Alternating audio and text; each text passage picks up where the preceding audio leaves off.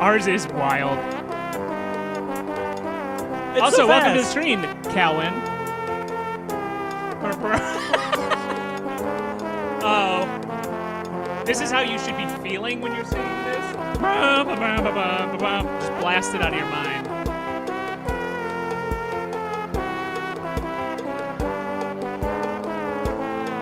What's that, emoticon? It's a little beaver. Oh yeah.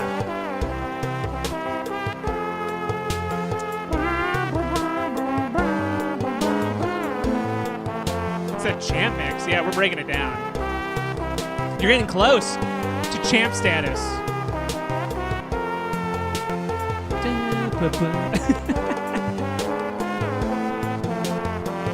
Oh yeah! Oh no. No, you I need lost the backup champ. music. No! Oh God, what? Why? You're doing great. You're doing great.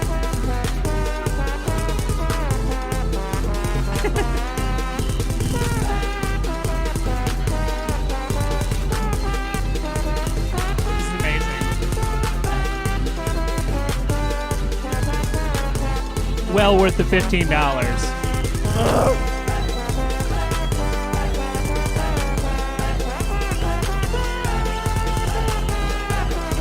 Oh my God. This is amazing. You're doing great. There's so many rainbows and things going on. Confetti. It's so much. It's getting more and more. It's beautiful. I can't look away. It's full of stars.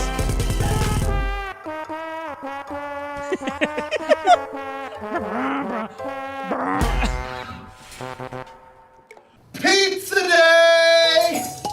Welcome to Pixel Pizza, Did she say pizza? your ultimate source for chiptunes, video game talk, and pepperoni. Delivered to you from Los Angeles and into the digital cyberspace of the 2020s. Pizza power! That's right, when super giant pizza. I want a large, thick crust with double cheese, ham, pepperoni.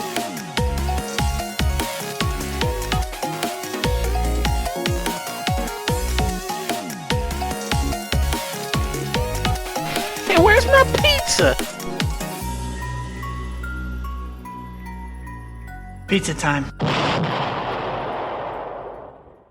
Welcome back to Pixel Pizza. You just listened to a song from the game we are going to be talking about today. I decided that the best way to understand the subject matter of today's episode is to listen to it as people play it. And so I've compiled some videos from YouTube, some Creative Commons listed videos, so I'm going to be sourcing what I'm using. I care very much about ownership on this channel, but anyway, you heard a version of Auld Lang Syne from the channel Tim and Matt Play from the subject of today's episode, Trombone Champ. So we are very excited to be speaking with the creator of this game, Dan Vecchitto. His work has been featured on Esquire, CNN, New York Times, Axios, and NPR, and now he has generously decided to talk with us here on Pixel Pizza. How are you doing, Dan? Good. It feels good to finally make it to the big times. Yeah. After all those little publications. Yeah. Finally made it. Can only go down from here. No, I'm looking forward to talking to someone who's not from like a huge publication. And hopefully it'll be, I don't know, a little more unrestrained, a little more Thanks. fun. Yeah, absolutely. No, just we can go crazy, whatever. Don't feel too professional. Gonna go crazy in this podcast. Nice. So I do like to start off. I have my one set question is, when in your life did you know you wanted to make games? That's a really good question. It's been a long time. I'm one of those, I've been making games like most of my life, actually. Kind of like almost as soon as I could, almost. Our family always had computers growing up, which is kind of nice. My dad would always buy them even when they were kind of worthless, like I was born in 84, so I'm like almost 40 years old. So when we were kids, like we'd get these computers and they didn't have Windows back then. It was just all DOS, and they would just break. They would just like, you'd buy them, then like a few months later they'd spew smoke and you'd have to just get another one. And you couldn't really do much with them, but we had them. And I think the first games I made were just in like QBasic, which I was probably in, QBasic? No, not too familiar. It's just like a really basic, well, it's hence the name, programming language that was on these really old computers. And I was trying to make these like adventure games, like these text-based adventure games, but they were horrible and simple. And then I was making games using Click and Play a little later. Mm-hmm. Click and Play was an old piece of software where we could make games just by dragging stuff around. It was designed for like kids and stuff to get into games, but you could do some cool stuff with it. Cool. Then I moved into Flash, but basically I've been making games ever since I was able. So I don't know, forever maybe. Any memorable projects you made as a kid that you like go back and laugh at? Oh God, most of them are lost to time, unfortunately. But I wish I could dig them up, but it's impossible. Like I said, I made my first games were these text-based adventure games, and those were they were so bad, they're miserable. Mm-hmm. I remember some of the solutions just made no sense whatsoever. Like I think there's one where it's not going to make any sense out of context. I don't know why I'm telling the story. It's going to make no sense. But like your character is tied up, and to solve the puzzle, you had to like punch a shoe to get oil out of the shoe, and then and then throw the oil onto a fire or something, and it just made zero sense. Oh, but the funny thing about those games was in QBasic, this is even before we had like audio drivers. So the only sounds computers could make were just these like loud beeps, like these horrible beeps.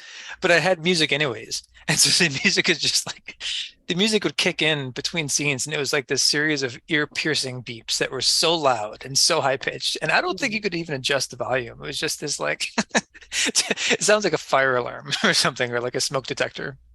I just remember that coming on and like my friends just screaming and trying to figure out how to turn off the audio. In middle school and early elementary school, I made a bunch of Doom maps and Doom mods and stuff. I wish I could find those. They're all kind of boring though. It was all stuff like replacing the sprites with like South Park characters and stuff. That was kind of it. It wasn't very creative. Them to that South Park first-person shooter game? Oh God, I think we might have. Yeah, because that was on Nintendo 64. Ooh, that thing was miserable. Yeah. Remember that, Deaver? A little bit. Yeah. I remember renting that when you could like rent games at a video store. And even as like a 9-year-old who's into South Park, I'm playing it like, ooh, this is kind of strange. This isn't very good. Yeah. Not to make you feel too old, but that was my first console, the N64. Oh, geez. Yeah, that's cool. That's a weird one to start with, I feel like. Yeah. Because that's like the first fully, actually, I guess that's the PlayStation. I don't know. The Nintendo 64 is like the first like real 3D console. So it must be interesting to like start with that. Yeah, it was. I just remember when I would play those games, it would just feel like there was anything out in that world. Even if there were invisible walls and skyboxes, it just seemed to a kid brain that world extended forever. Yeah, it was a really interesting time. Like, everyone is very easily pleased, which is nice. Right. A lot of those Nintendo 64 games have not aged well. They're rough, but we were so happy with them back in the day. Like each one was incredible. Exactly. Even right now on the Switch, actually, we were just playing Pilot Wings last night. Pilot Wings 64. How's that held up? Not good. It's rough. It's so boring. It's so boring. But I remember playing that as a kid and just like I played it for so many hours. It's ridiculous. Right. Yeah. So I did some research into kind of the projects that led you to where you are, and I know a bunch of them started as Game Jam projects. And I was curious for you, when you go into a Game Jam, what is kind of your approach? Because it's such a limited time, and figuring out how you're gonna do it is tough. Yeah, I didn't do that many, but yeah, that's kind of where you could say that's where I started to get serious about it a little bit. Because I was making like games as a hobby always before then, but it was with the Something Awful forums. They had these like every summer they'd have a month-long game jam, and I think some of those games like we actually got some press, like people wrote about the games, which was really exciting. Oh, cool. I think like our first one too, like PewDiePie played it back when PewDiePie was first starting. I know he's been canceled. He's controversial now. Right. But at the time it was like, wow, because he had like 1 million views on YouTube, and that was wild. I would only join those game jams if like I was excited by the concept. That was the thing for me. Each one of the Something Awful ones had like a really fixed theme. Mhm. And like if I heard the theme and had a good idea, I would join it. Oh. But if it was a theme where I just couldn't think of anything interesting, I wouldn't join it. That's So interesting. yeah, for me it was very like conditional. I needed to have an idea that kind of like really sparked my interest. Yeah, I didn't well, want to I've been just like game pump some. jams. Yeah, It's been sorry. in real life, and they don't announce the theme until you're actually there in the building. So That sounds horrible. it Yeah. is. It's stressful.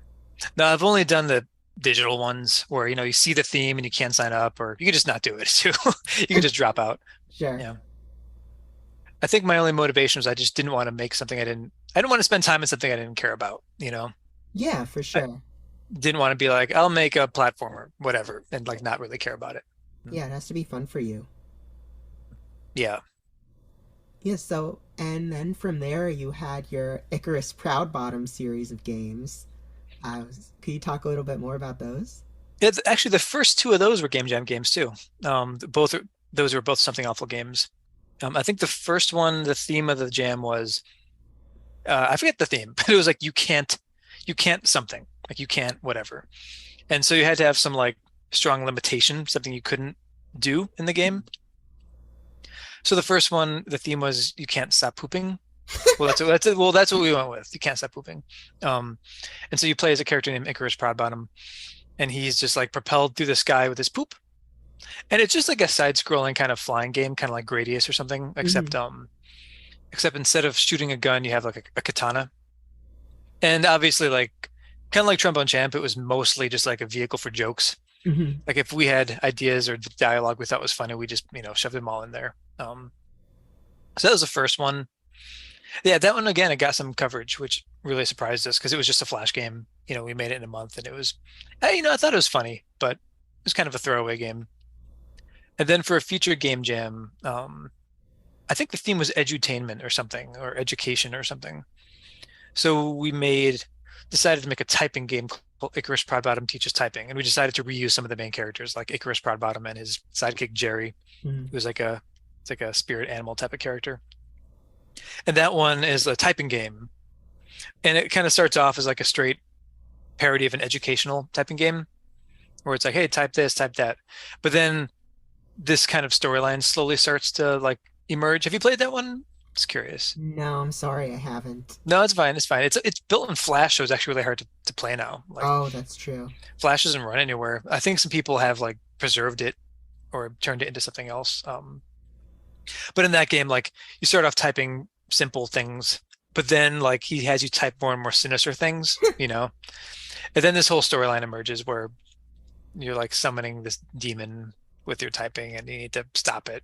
Wow. But Have you ever yeah. played Typing of the Dead?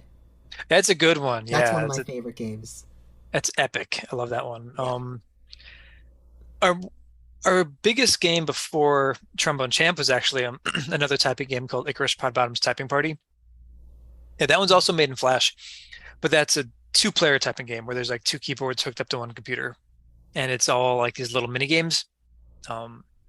And we mainly made that for like this arcade pop-up thing. There was a Indiecade East. No, actually, it was for something else. I'm losing track of my own life, but It wasn't at the Museum of the Moving Image, was it? it was. Oh. But we made it before that. Then we re-exhibited it there. Yeah, it was only there for Indiecade East because Indiecade East came through and they were in the Museum of the Moving Image in Queens. Yeah, I was definitely at one of those. Oh, awesome. I wonder if you were there. We're like in some strange upstairs room. It was kind of cool. But now that you can buy it through itch.io and you could play it on your own computer, but it was really kind of meant for arcades. Sure. And we still have that one cabinet, the same one that we exhibited at Indiecade East a long time ago, and it's at a bar called Wonderville in Brooklyn, and it's a cool little space where they have a bunch of cabinets, but everything is like indie games. Mm-hmm. There's like no Mortal Kombat, there's no Street Fighter. Everything is like independently made Yeah, that's by over at people. Barcade. Yeah, no, it's Wonderville. Oh, no, I mean like the mainstream. Oh, stuff got is it, got over it. at Barcade. Yeah, I love that stuff too, though, Yeah, admittedly. it's fun. I have been to Wonderville a few times and people have walked in and been like, do you have any fighting games? And he's like, no, we don't. No, we have for these weird games. But it's a really cool space though. Yeah, and the people who run it really good too. Yeah, Yeah. that's good to hear. I I've definitely lost need to go I there lost when track of the I go question. back home. Yeah, you should stop by. All the games are free too. There's no coins or anything. Oh, that's great. I think part of the reason is because like it's all indie stuff and it's kind of hard to actually make a coin slot work. It's Oh, like that's true. it's like from a technical perspective, it's easier just to have it so it's just always on and you just push a button and go, you know. I don't know how I'd if we had to add a coin slot, I don't know how you make that work. You have to go back in and reprogram everything. Yeah, plus I just have no idea like is the coin slot a USB device? Does it I Mm. don't know. Who knows? Yeah. No one knows. Nobody knows. Really. Yeah. Uh, yeah. So you said you make games with Hmm. who? I think your wife. Is that right? Yeah, yeah, we're married now. I don't think we were when we started making games. All the game jam stuff, I would do like all the programming and like usually some of the art, like or maybe half the art. And then Jackie, my wife's name, she would do a lot of the other artwork. It especially helped during those game jam games because we have for game jams you have a limited time Right. to work. So it's kind of essential to split up the work. With Trombone Champ, it's mostly me. Jackie contributed a bunch of artwork, but it's 90% me. And part of the reason is because, like, rather than a game jam thing or something we're doing quickly, it's just like I'm working on this for a long time. Like, I worked on Trombone Champ for like 4 years, start to Wow. finish. Yeah, I mean, not full time. I started Oh, and stopped a lot, and they were like, I would take long breaks. But it's kind of like too long of a process for me to like drag another person into it, sure. especially when we didn't anticipate that this would become a career or that we'd make money off it. It was just kind of like a hobby. Right. So, you don't want to drag someone else into your hobby so much because then, I don't know, it turns it into a job, I think. Yeah. Yeah. Um, You still, like you were saying earlier, want it to be fun. yeah. Yeah. What So were you Jack, doing sorry, for work before this? I still am. Oh, okay. Still am for the moment. Yeah. So we made Trombone Champ on nights and weekends and holidays. And Jack and I both work at the same company. It's like a large book publisher. Oh, And we're both basically doing like design work and web design work. I was doing more like web design and application design and UX UI design stuff. Um, but yeah, I am actually transitioning to working on the game full time though. hmm, that's Um, exciting. yeah, it's kind of necessary. Like, I've always thought it would be fun to do the game stuff full time if we had a good opportunity. Um, and then, we launched this game. I did not expect it to actually blow up at all. Hmm. I hope people would play it. I hope people would buy it. And I thought that people might share clips and stuff, but I didn't really expect it to become actually legitimately, successful in any way. It always Because the kind bugs of, me when Hmm. people in interviews ask like people they're talking to the question, "Did you know this thing you were making is gonna be big?" Oh Because God, I feel no. like creators just don't know. They're just trying to make the best thing they want to make. No idea. Yeah. And I truly had no clue with this game too. None. I worked with a musician named Max Tundra to work on one of the songs in the game. He's like the only real musician on the game. He's awesome. Mhm. But when I talked to him about the game, we started the partnership like a year and a half before the game came out. And I tell him, it's like, I don't know if the game's going to make like $5, $10, $100, $1,000. I have no idea, So when we were talking about like the money end of it, I was like, listen, I don't know. Like the game will probably not make any money. Um, we worked together as a favor exchange. So, he was willing to just like basically make it for fun. But it's just funny. I truly had no clue at all because it's a music game. And I think those have a limited audience. Sure. It's PC only. At the moment, it's English only. Um, you can like all you can use is the mouse, and it's about like trombones. So I'm like, what is the audience size for that? Who knows? Really. No clue. Yeah. Where were you, or like when do you remember sort of first seeing the inklings of it getting big? It took. I mean, I feel like that very night it started to pick up quite a bit actually. Hmm. Um, Well, before we launched the game, like a month before, we did an open playtest period. Sorry, where sorry, where anybody could download the game for free, and it was like totally free. And we did that just so we can like catch the major bugs and stuff and see if there's anything huge that was broken. Because it's hard to test games on like different computers and stuff otherwise. And during that playtest, like we've always had a pretty small audience. All of our games, like we've always had a small set of really devoted fans who like have followed us from game to game. Mm. And sure enough, like when we started the playtest, it was all those same people, like our usual fans were playing this stuff. Like a handful of like journalists and indie people who played our stuff. But then I think actually like one big streamer picked it up. XQC, I think his name is, or something. I don't know how to say it. So yeah, I think one of our I gave him like a special thanks in the credits because I think one of our super fans just like pinged the streamer during one of his streams, like, you should play this trombone game. It's free. And he played it and he got like a lot of views during his stream. And then like a lot of streamers picked it up during that playtest period. So that was the first inkling that it might get bigger than we thought, because we put up this form for feedback during the playtest. It was like, if you have any feedback or bugs, fill out this form. And I think we expected to get like 30 or 40 responses, or 50 maybe. But by the end of that playtest week, we had like 700 responses to sort through. Wow. Which actually it was exciting, but also like too much work. I was like, oh my God, how am I going to read 700 forms? Because it's only me and like Jackie was helping too, but still it's so much. So that made me think it would be bigger than I thought. But even still, I'd say it took like a few days after launch before it kind of really sunk in, like that, oh crap, this is going to be a big thing. And I say, oh crap, because like it's exciting, but it's also like it's a big thing, and I can imagine. Any big thing has like once you realize something's gonna be big, you're like, oh man, like this is gonna change my life for the better or the worse, we'll find out. Totally. Hmm. Would you say it's better or worse right now? Oh, right now I'm just like way too busy. Sure. Because as I mentioned, like I'm leaving my full-time job. At the moment, I'm working part-time there just to help them transition, like, because I've been with that company for a long time. I've been there for like 15 years. So I'm staying part-time for a month just to help the teams like pick up my work and, like figure out what to do. So right now it's just kind of crazy because it's just too much. Like I'm trying to update the game. I'm still working part-time at my previous job.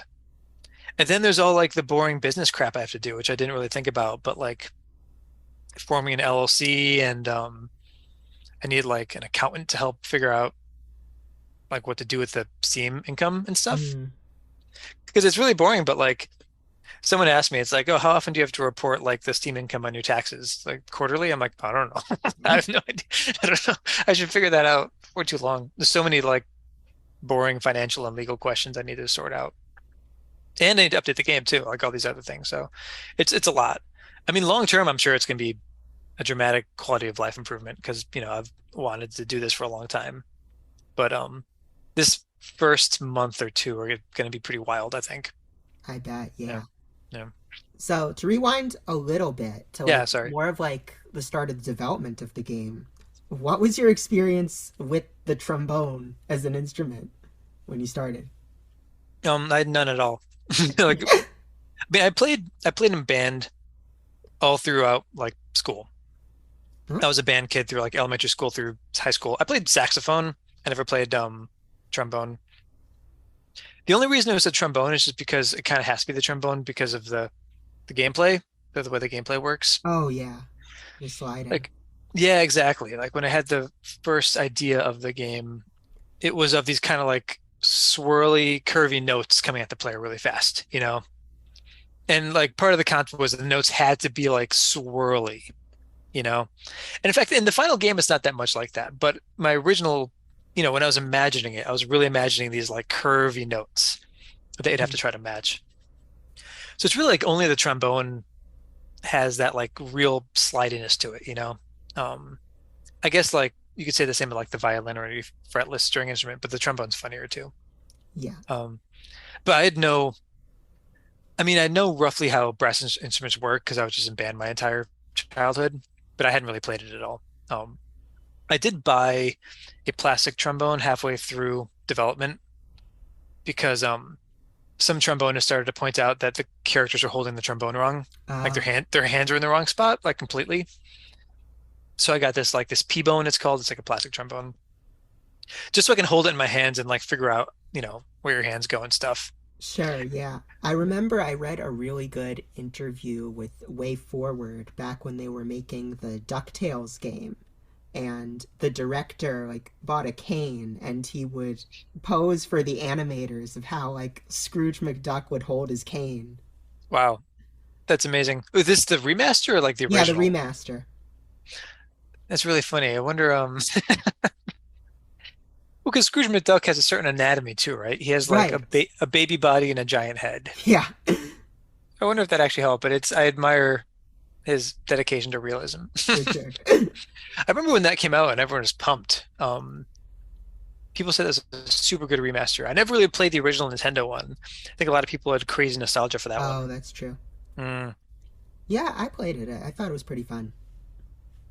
Yeah, that was yeah, there was this whole I feel like it slowed down a bit, but there was like a big Nintendo remaster like Surge a few years back. I think that might have been like the biggest one. Hmm. Yeah, I can't remember specific ones, but I'm pretty sure you're right. Yeah, I'm kind of blanking now too, actually, now that I mention it. Hmm. Oh, good. So, uh, you also arranged the music in the game. How did you sort of adapt classic public domain music with a rhythm game in mind? Uh, it's a tricky one. Most of the stuff I kind of just like arranged from scratch. A lot of songs I literally started from scratch. Like I think I've made a lot of music. I've made music for as long as I've made games, maybe longer. Oh, wow. So I kind of have like an ear for it to some degree. And I have software that I use Reason, Propeller Head Reason, which I really like. It's just like a music audio software. Um, but I have enough experience with that software that like if I want to make something like Skip to My Lou, I can kind of just like sit down and just like I know what it sounds like and I can just kind of like start to just hack it out. So some stuff I made from scratch. Some classical stuff I started with like MIDI files. I would just like download like the basic two-hand piano MIDI. Oh, yeah. Yeah, and then just like drag it in there and just like change instruments and change the timing and then add more to it. A lot of the songs, one of the things I had to do is I had to keep the tempo steady. Um, so it was tempting just like to find MP3s or something like public domain ones of real bands playing this stuff. But very few of those are actually like synced to a beat. Oh, Like this has to be like really like beat synced. So I didn't really do that much. Though I have with a few tracks, I've either paid for or found, like recordings of bands playing it. Um, then a lot of the songs I ended up just like remixing just because I thought it was more fun. hmm. Like one of them is like the Eine kleine Nachtmusik trap mix. Because the software I use has like really comes this like amazing library of like drum loops and stuff. They all sound really good. And actually it was a late addition that I turned that into the trap mix. Like Oh, for a very long time during development, it was just Eine kleine Nachtmusik. But just like over time, I don't know, I worked on the game for so long and like the musical style started to evolve slightly too. And then eventually, like by the time the game was almost released, I realized that like Eine kleine Nachtmusik was like the most boring track in the game uh, because it was like 3 minutes long, which is kind of long for the game standards, and it was just like violins and nothing else. So for that song, I was like, let me just turn it into it. Let me see how it sounds if I just like drop some trap drums on top. And actually, for some reason, it sounded really good. So I was like, okay, I'll keep that. Um, awesome. just a lot of experimentation. I think one of the things with the game is like I don't really have any hard and fast rules. It's like all different types of music, all different genres. There are some like straight classical songs with no embellishments, and there are some with like, crazy drums dropped on top. Hmm. Yeah. Sweet. So now we should probably head over to our first musical break for the episode. And that is going to be coming to us from, once again, Trombone Champ and from a Japanese content creator playing the song named Michamaru. And the song, of course, is the William Tell Overture. So enjoy that. Have fun. We'll see you soon. まだ数曲しかやってないのに難しいのいっちゃう。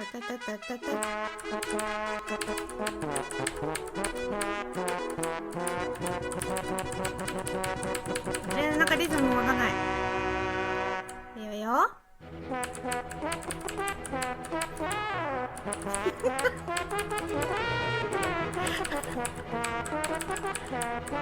いはいはい。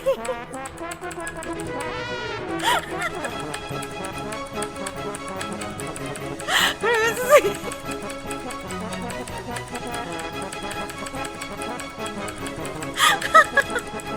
どうすんのどうすんの。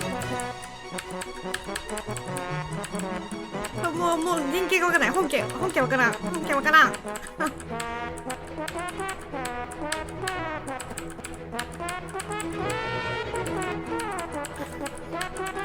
だんだんだんだん。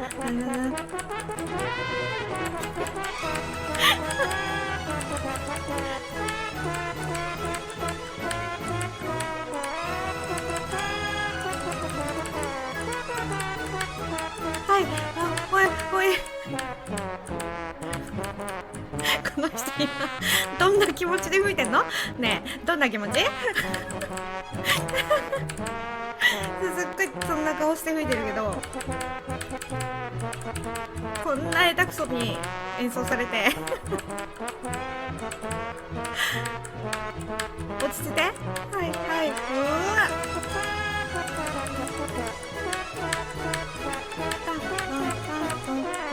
わ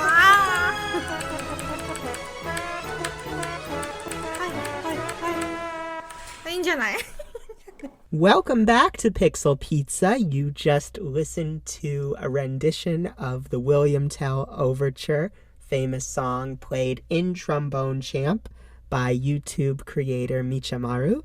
And now we are back with the creator of said game, Dan Vecchitto of Holy Wow Games. And my next question was, where did the actual sample for the trombone come from? That is the same software I use to make the music, actually. Like, it comes with like 10,000 instruments. Oh, wow. Well, maybe, I don't know. I just made up a number, but it's a lot. I was going to say, do 10,000 instruments exist? Well, half of them are like synths and stuff. Oh, okay. It's funny because like it has this big pack of like realistic orchestra instruments, and that has trombones. But I didn't actually use those because they weren't like funny enough. You know, they're like a little too realistic and like too somber. Somewhere in the program's library, there's an instrument just called trombone. I think it's all caps too, which is like perfect. It's like trombone, all caps. And it's that's the one I ended up using for the game, except I applied a bunch of effects to it. Like I applied a little bit of like digital distortion, and I think I compress it too and do a few other things to it. But basically I just like as silly as possible. Yeah, I didn't want I think I have a little bit of like vibrato too and stuff.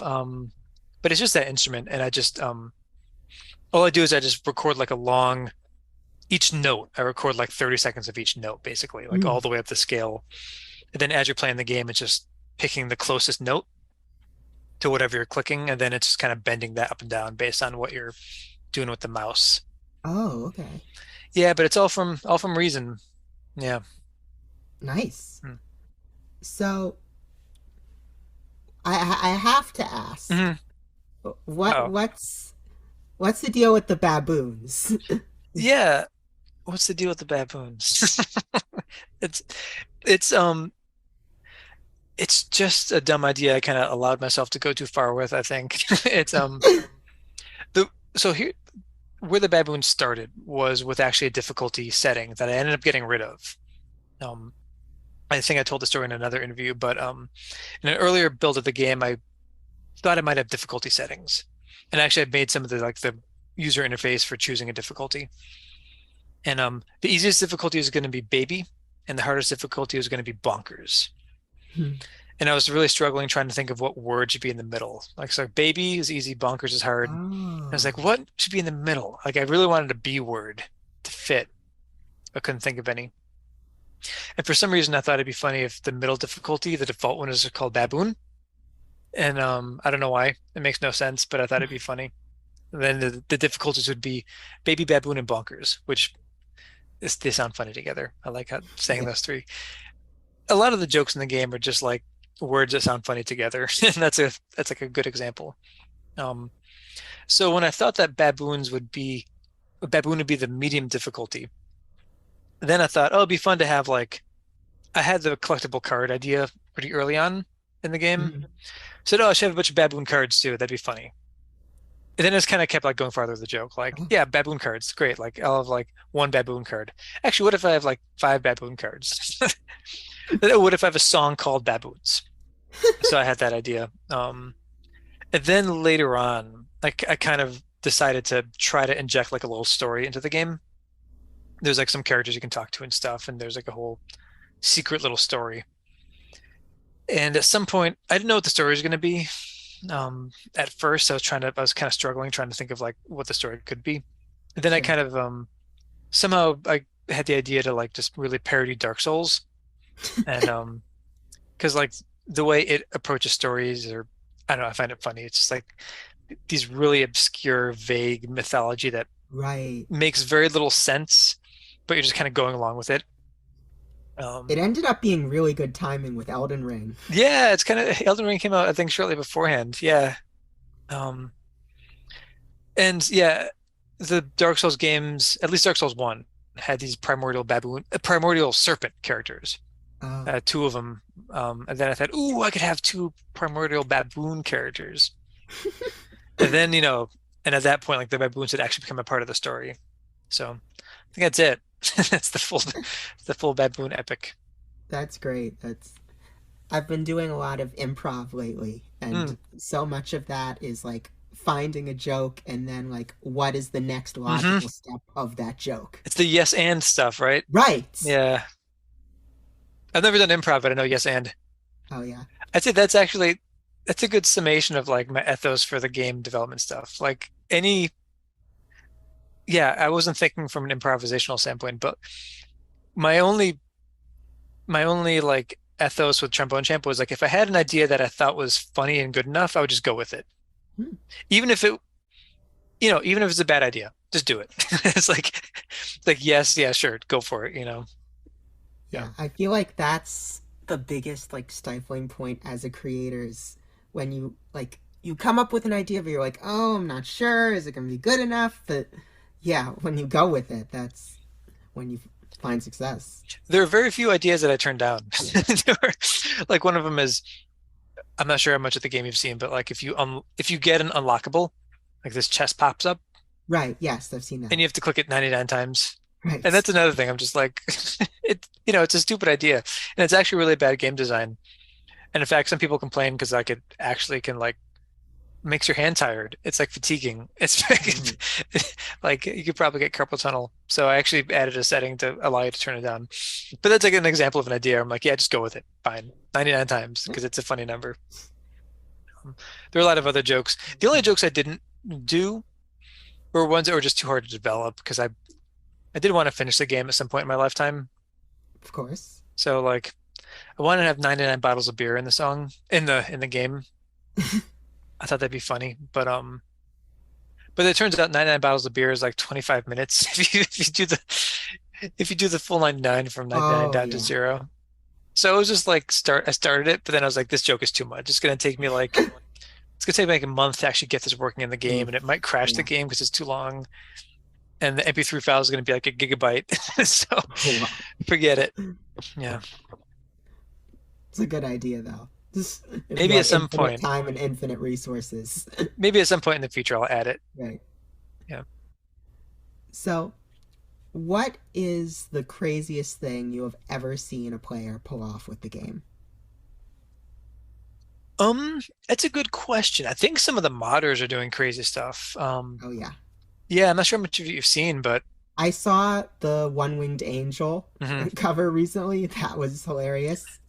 That's what's blowing my mind is really quickly they're able to figure out how to create custom songs, actually just like stick them into the game. I mean, that makes sense. Like that's not too surprising. But then also make these crazy custom backgrounds. Oh yeah. That actually like react to what you're doing too. And that's kind of freaking me out a little bit because it took me a long time to get the game working, and they're able to do this stuff in like 2 weeks or less. It's kind of incredible. Then again, I guess there are like 1,000 of these people, like Yeah, it's a worldwide thing. It's not just one person. that's amazing to me. And just some of the scores too. Um, some of the achievements in the game, like you get an achievement if you get one like S, which is the highest score. You get an achievement if you get like 5 S's, 10 S's. Then I have an achievement all the way up to like 20 S's, which is almost every track in the game. I certainly can't get an S on every track in the game. So it's one of those things where like I kind of put that achievement in blind, like I hadn't tested it. Like, the code is simple, so I assumed it would work. But I was like, I hope this achievement's not bugged. But sure enough, like within like a day, there was like 100 people who'd gotten that achievement. I was like, how do they do it? It's crazy. And that was like the first version of the game too, which is actually a little more sluggish and like the latency is a little crappier. So I don't know. It's kind of shocking how fast gamers can move, and how good they are. For sure. Does Steam give you like creator analytics so you can see all like how people get achievements? Yeah, I think you could see the achievements without that, but there definitely is. I haven't been looking at the achievements as much as I should. But yeah, there's a back end where you can like, I'm sure actually I can click somewhere and like see all the stats and stuff. I'm kind of curious. Yeah. It's really interesting. So I think something that really a lot of the game boils down to, I've certainly heard people say this, is that there's really a certain appeal in trying really hard with music, but ultimately playing it badly. I mean, for me, like, I love doing karaoke, and I think the best part of karaoke is just giving it your all and not trying to sound good, but just trying to have fun. And yeah. And there's nothing worse than when you're at karaoke and there's someone who's actually really good. Right. That's the worst. Yes. It's so frustrating. It's like, what are you doing here? Just go sing somewhere else. go on Broadway, whatever. Right, exactly. Yeah, sorry, you're leading up to a question. Yeah. Yeah, I mean, do you think there's something to that? Yeah, I mean, I was kind of concerned about how people would react to that, but yes, the whole point of the game is that you're kind of not supposed to do that well. In fact, like the worse you do, the kind of funnier it is. That's kind of the whole idea. Like, again, my very first thought was of just this impossible to play stream of squiggly notes coming at you, and just like the mess of a sound you would make as you're trying to follow it. I was kind of concerned about that in a way because I didn't know how gamers would react. I was kind of concerned that people might just kind of not like a game that you're not supposed to do that well, Right. Because, a lot of, most gamers do want to do well. Like gamers always want to do well. Like, and there are a lot of like hyper competitive gamers who like, they want to get all the achievements. They want to get the highest score and everything. So I was kind of concerned that it would turn people off. Just the idea that you just are not even supposed to sound good and you're not supposed to do well. But it's kind of the whole idea. Yeah, it definitely turned out that way. People gravitated towards it. And actually our biggest, like the people who are most critical of the game are the people who want it to be more of a legitimate music game, who want like stricter timing and like stricter and more like precise scoring and like faster audio latency and stuff, So I'm kind of strict. I'm scrambling to address all that stuff and trying to fix it. But it's at the same time, it's kind of not the point. Like you're really not supposed to play anything well. So I'm kind of torn about it, but also trying to work on it too. Yeah, it's a fine line, I'm sure. It's like that the game I compare it to is, you ever play that co-op game? I was literally just thinking that in my head as you were explaining it. Yeah, it's very much, I would describe it as like a musical co-op where like in co-op, like all you're trying to do is run, but it's impossible. Right. You wouldn't want to give co-op exact running physics or whatever. Yeah. Well, it actually kind of does have, I guess, I don't know about the latency, but you can run in co-op, but it's nearly impossible. And it's funniest when you just like, the green light comes on and you just instantly just like land on your face, like in a nanosecond later. And that's kind of the same thing's true of the trombone game, I think. Absolutely. So, as you're continuing to fine-tune the game and work on it, where would you say you see it a year from now? I want to have a lot more songs, that's for sure. Well, I have this whole roadmap I do want to do. Like I want to have a lot more songs. One thing I was always a little self-conscious about was just the number of songs I launched with. I think I launched with like 25, which was a lot of work for me personally, but like most music games actually have a lot more than that. So I want to get that up quite a bit as much as possible. I also want to just get out to more people. Right now, it's like it's only English, it's only PC, which I think is a big limitation. Sure. So I want to get out to Mac as soon as possible. I'm kind of like doing a bunch of updates now that are kind of designed to get it ready for Mac. Like one of the things I'm working on is just like different screen resolutions and stuff. Because it turns out Mac screens are all 16:10 instead of 16:9 ratio screens. Oh, I didn't know that. Yeah, so I don't want people on Mac. I don't want to release it on Mac and have so everyone has it letterboxed. So I'm trying to fix that. But I want to get it other places too. Like I want more languages. It's only in English, so I want to localize it so other people can play it across the world. Especially because it's not too demanding on your system. So I think I could hit like a really big audience. And I do want it on consoles too. Probably most urgently the Nintendo Switch, just because. Yeah, it's because I can see some crazy stuff with the Joy-Cons too. Yeah, I wanted to get a Switch dev kit during development, but that never happened just because it was harder than I thought to get one. But 100%, yeah, like I think the Joy-Cons actually have really good gyro and like motion sensing. Oh yeah. So I'm really excited to see like what fun things we could do with that. Because again, like the initial concept wasn't with a mouse; it was like with this controller I had imagined. So the Joy-Cons are really exciting. Yeah, and I mean, speaking of that, I mean, you mentioned to me this will have happened after the podcast, before the podcast goes actually up, but you're going to this event tomorrow where they're going to be playing it with an actual trombone controller? Yeah, it's at the same bar where we have our typing cabinet, Wonderville. The guy who runs that bar, Mark, he built one because he's like a hardware guy. You know, he does like lots of like soldering and electronic stuff. So he very quickly built one. Then someone else built one, like another guy who's like part of his like game group. A lot of people online have built physical controllers. It's very exciting. I haven't tried one yet. I'm really excited to try it out tomorrow, actually. Yeah, it should be really cool. It should be fun. I'm excited. I actually pushed an update recently which might make them work better too, but I haven't gotten to test it. It's just kind of like an experimental update. So I'll find out tomorrow if it actually works. It'll be good research in addition to just being fun. Yeah, and it would be, I mean, it's probably impossible, but it would be really fun to like release. Sorry, do you see the screen shaking? It's because the cat. Oh, yeah. The cat is rubbing his face against the screen. He's behind the monitor. It would be fun to actually release an official physical controller too, but I have no idea if that's ever going to happen because it's just making a physical device is a whole nother ball game, you know. Oh, I bet. Like if I did want to make like a plastic trombone and sell it just like the Rock Band guitar or whatever, I don't know where to start. It's crazy. Like it's 3D printing and all that.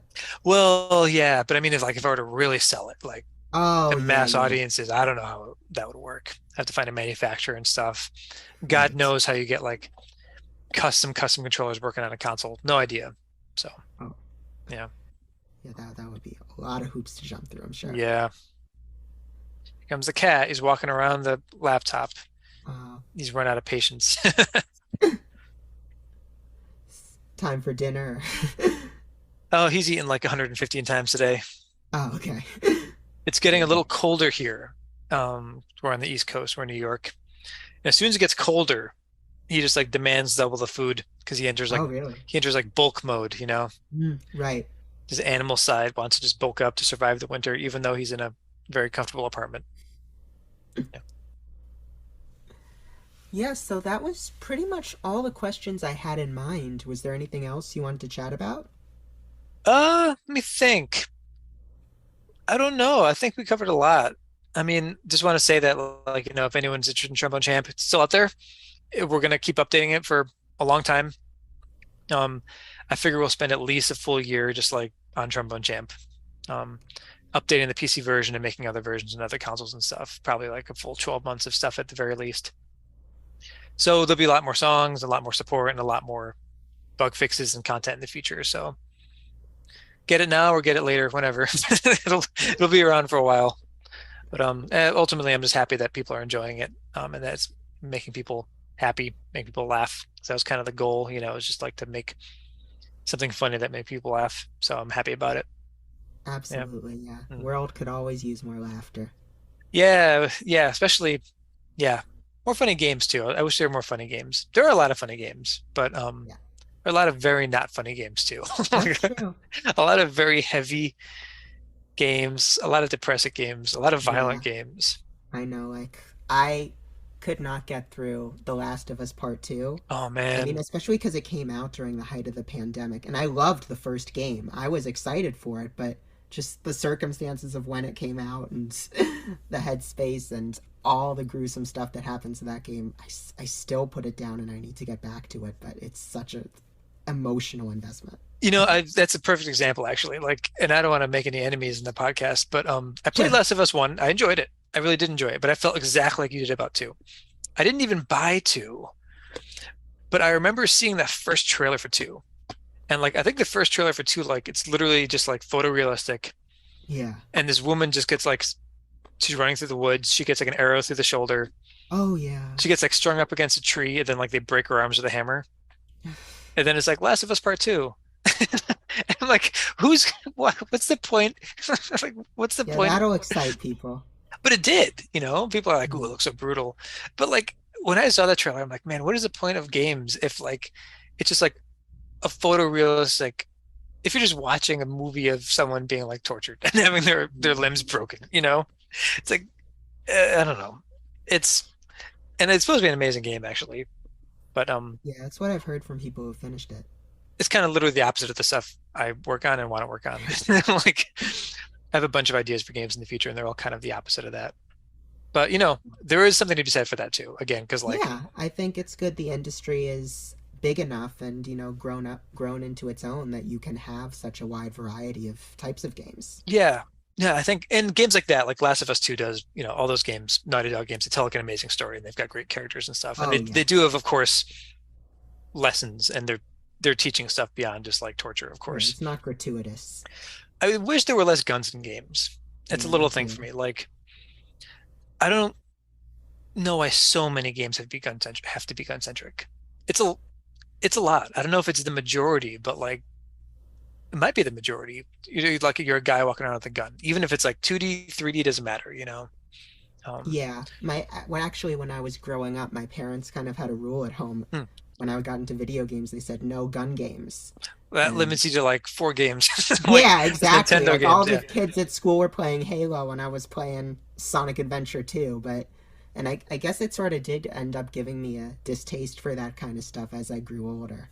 Yeah, I mean, especially, I don't know. I don't want to get too deep or anything, but like, sure, we live in darker, the country's not in a great shape.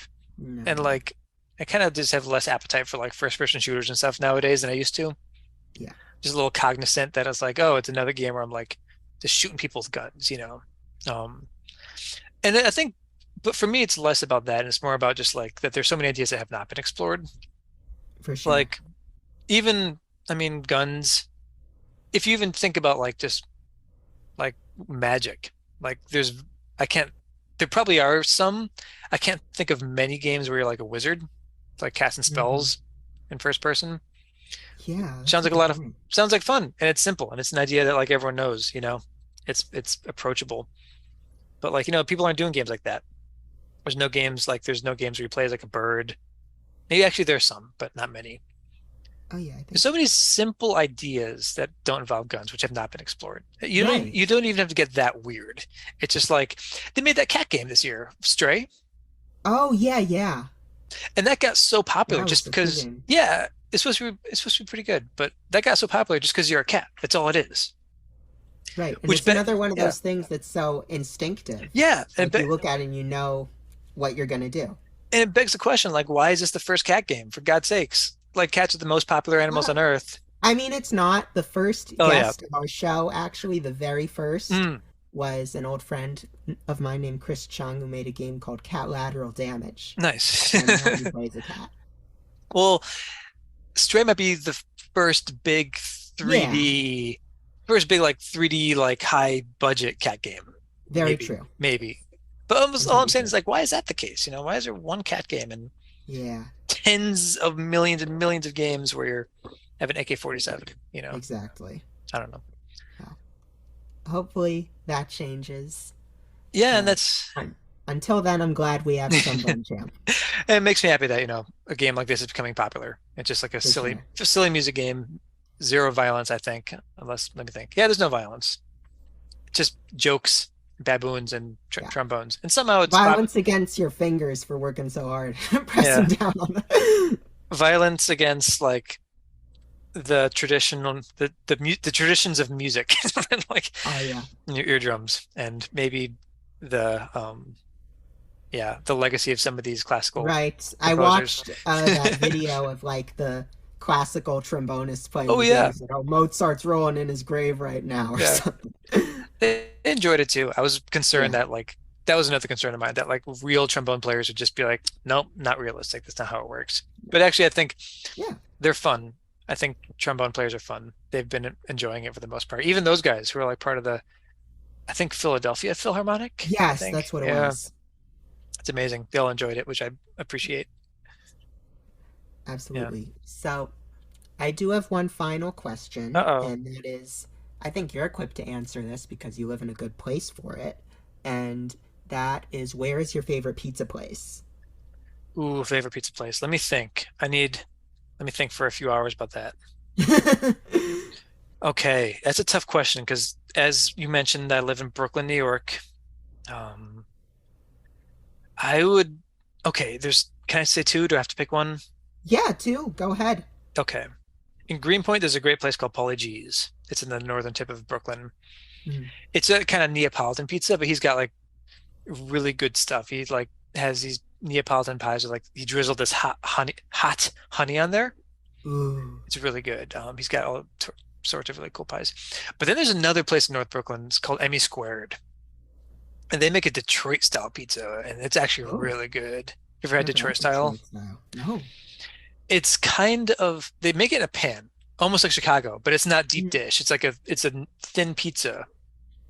But if you search for Detroit style pizza, you'll see what I mean. Like it's in a pan, the crust is so crispy, and because it goes up the pan, it's really good. In terms of just like pure deliciousness, I would have maybe say that one actually. That's awesome. I might have to email you another response if I think of something that I missed. Yeah, if you do, I'll plug it for sure. God bless pizza, man. It's so simplest thing on earth. Yeah. Most effective. Yeah. Bread and cheese and sauce. Yes. So yeah, that wraps up another great episode of Pixel Pizza. Thanks so much for taking the time to join me, Dan. Yeah, no problem. This was fun. This was fun talking to you. Thanks for having me on. Likewise. So where can people keep track of you in the game? We're most active on Twitter. Sorry if you don't have a Twitter account. It's Holywell Studios is the name we use for game stuff. We're on Twitter. I have an Instagram account, but we're not really using it. Hopefully we'll use that more often. We have a website that's also kind of not really updating. So at the moment, just Twitter. but also Trombone Champ is on Steam. It's on PC at the moment, hopefully on Mac very soon. So you could just there's also communities on there and like message boards on Steam you can join. Yep. Just Google it. Just Google Trombone Champ and you'll find stuff. Yeah. It was like so easy to research for this episode. I just Googled Trombone Champ and there were so many different articles and information and everything. So it's kind of crazy. Too many. I can imagine. Again, we had no idea that it would be even a fraction of this popular. So it's been pretty wild. Yeah. You deserve it. It did awesome. Thanks. And yeah, so we'll close out on Pixel Pizza now. We're going to end off with one more Trombone Champ song. And this is, the first two were like people kind of having trouble, but this I thought it would be interesting to play an S rank. Ooh. And so this is Old Gray Mare as performed by JawGBoi. Nice. So, listen to that and we'll see you next week.